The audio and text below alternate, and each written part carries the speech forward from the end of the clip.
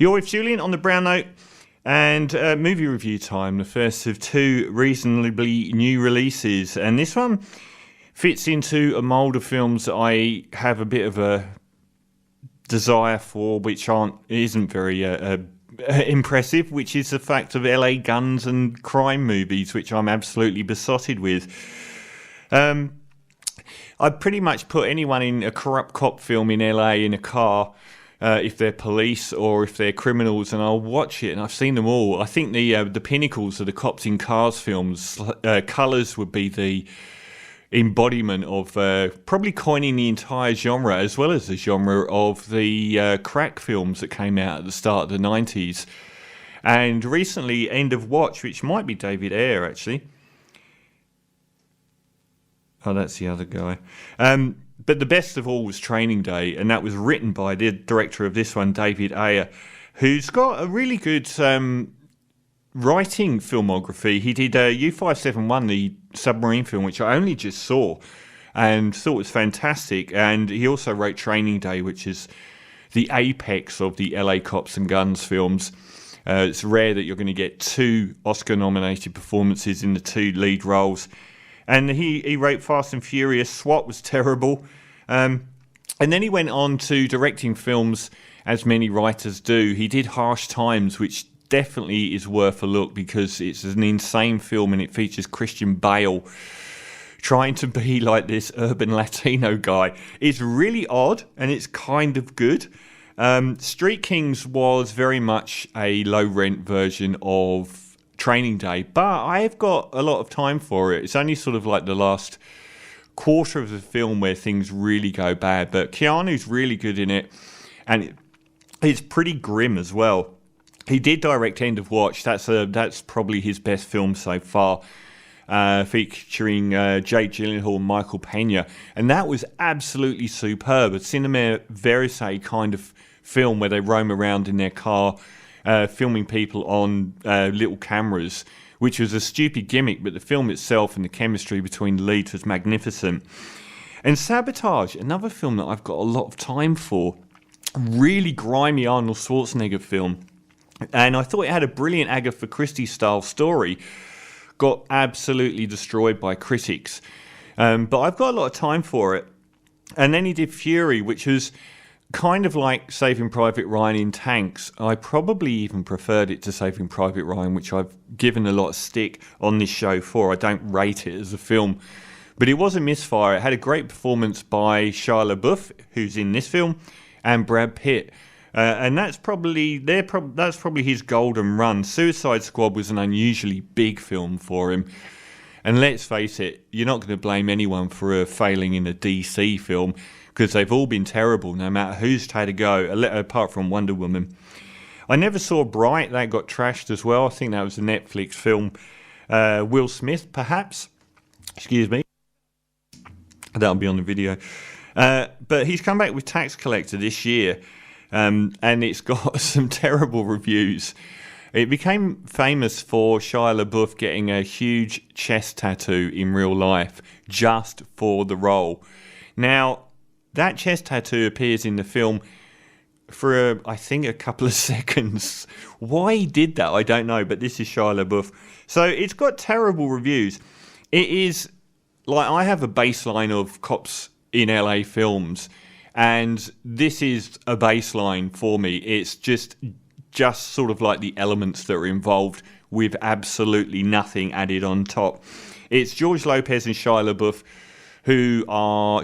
George Lopez's character is the son of a massive Mexican drug crime lord who's in jail and who dictates what he and Shia LaBeouf do, which is they're both tax collectors. So they go around to all of the different criminal enterprises in LA who are part of the sort of Latino crime area. And David Ayer does seem to be unable to show a Latino on film that isn't involved in crime. Okay, you get the family members here a bit, but they're actually family members of arch criminals. And they basically go in and tax the local criminals. You make 100 grand, you give us 20 grand. And they're supposed to be these really scary, badass dudes, which they kind of are. I wouldn't say I was completely sold on that, but reasonably enough. a little bit cringy at times. So they go around, and obviously something goes wrong. A new criminal comes into town and basically tries to take things over. It's a very, very minimal plot, and it doesn't really deviate far from that. Basically, they're doing their tax collector thing. They turn up at someone's business. The guy goes, "Get stuffed. This is my new god, not you."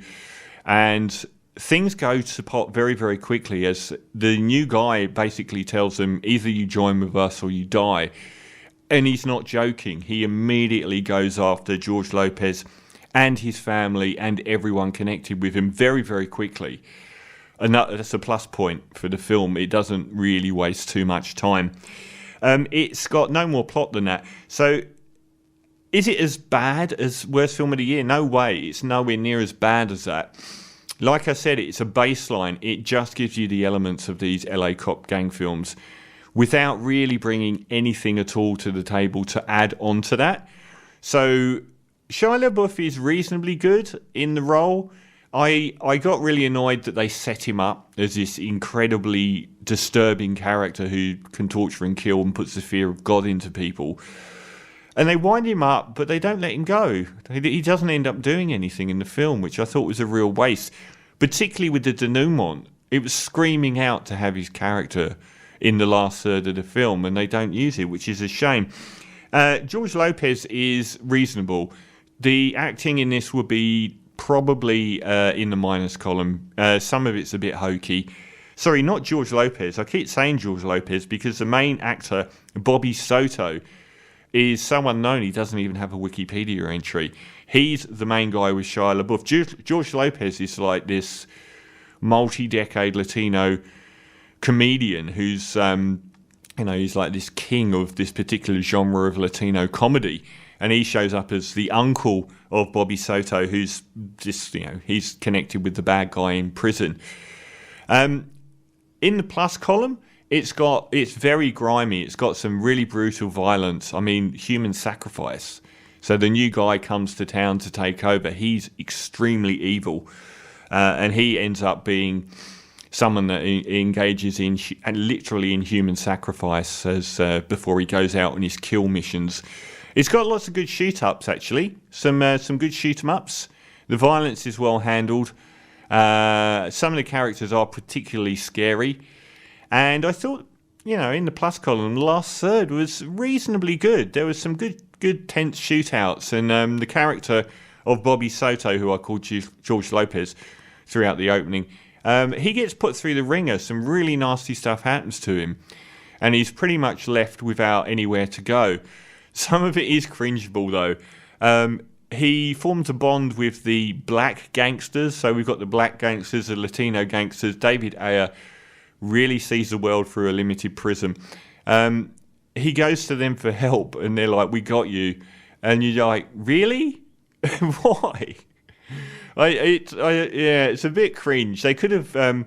there's no writing going on here, which is a bit odd for a guy that came to making films on the back of writing pretty decent stuff. U571 was really well written. And there's no writing in this film. I don't understand why he didn't add a little bit more. I get the impression that maybe the budget was pretty low for this. It looks good, but there aren't really a great number of environments, and the cast is pretty limited. A lot of the people in it have probably not been in many English language films before, but that said, they're not terrible. They're just sort of perfunctory holding pattern characters. The wife was reasonably good. She was very pretty and nice, so she was quite a good character. But no one really stands out apart from the Bobby Soto. He's mostly good, a little bit clunky at times, and Shia LaBeouf he's reasonably good, a little bit cringe, but they just could have used his character so much more. Particularly as he is by far the most famous actor in it. I did like the villain. The villain was nasty, really, really nasty, and he has a female henchman who is equally nasty, and they do some pretty horrific things, and they were very convincingly horrible. So I don't think it's a 20% on Rotten Tomatoes film for me. I think if you like the LA Guns and Cops films, like I said, it doesn't bring anything on top of that. Street Kings, I thought, for the first 2/3, had an interesting story, had some big names, Keanu, Chris Evans, Forrest Whitaker, had some pretty big talent in it, and it had obviously had a much bigger budget because it had a bit more widescreen stuff going on. This is erring towards being a budget film, but it doesn't look like a budget film. It's just got a lot less going on.